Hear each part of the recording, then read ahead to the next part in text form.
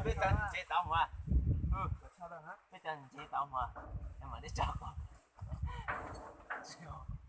Ôi. Ôi. Ôi, nhá cô. Ôi, cho nó cùng hổ lố. Rồi. Đó. Ngay rõ đó.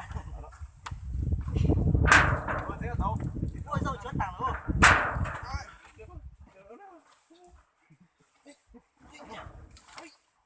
Ôi. Cho tay con nào, chân. Đó. Đó. Nhảy vô. Đây có tay nó sao? Đó.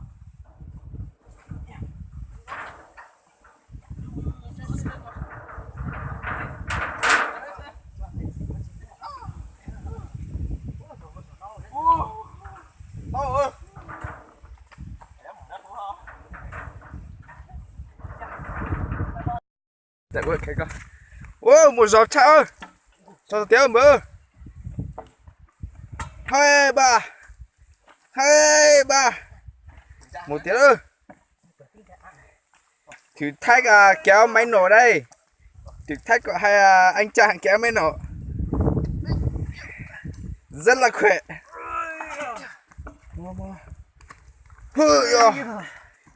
Ôi, chân thang đó. Được rồi, được rồi. Được rồi. Một tiếng ơi. Wow.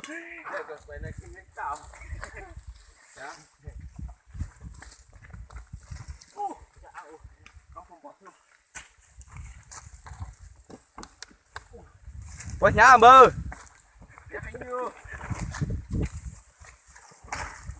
Rồi tiêu. Chẳng cần lấy rằng. Ôi chị này đọt đi kiểu ơi. Chị giờ này đọt đi ơi.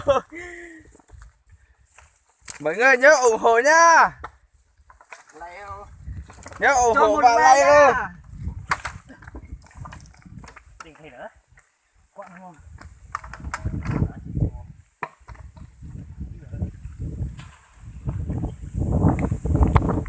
Ba xúc lại ơi.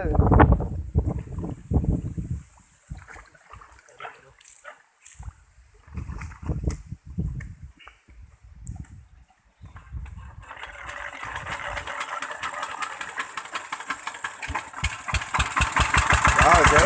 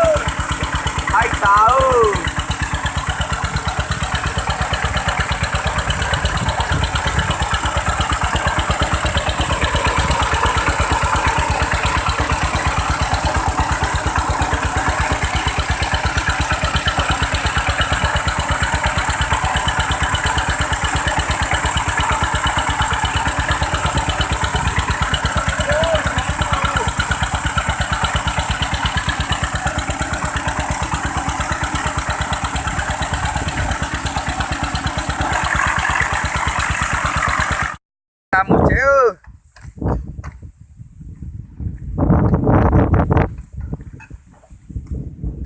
Lúc máy nó mà giờ lại máy cười nhá sắp lơ. Việt Nam chỉ có một cái thôi.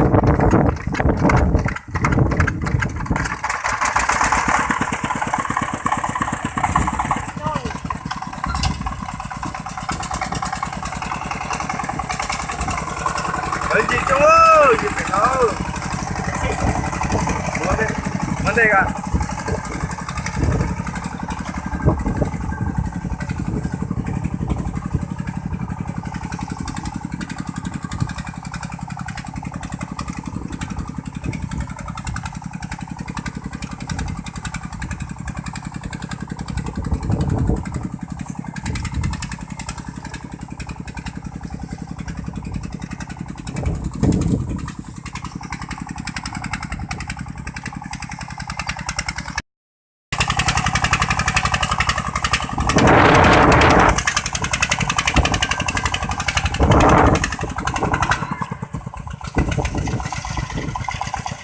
thấy nữa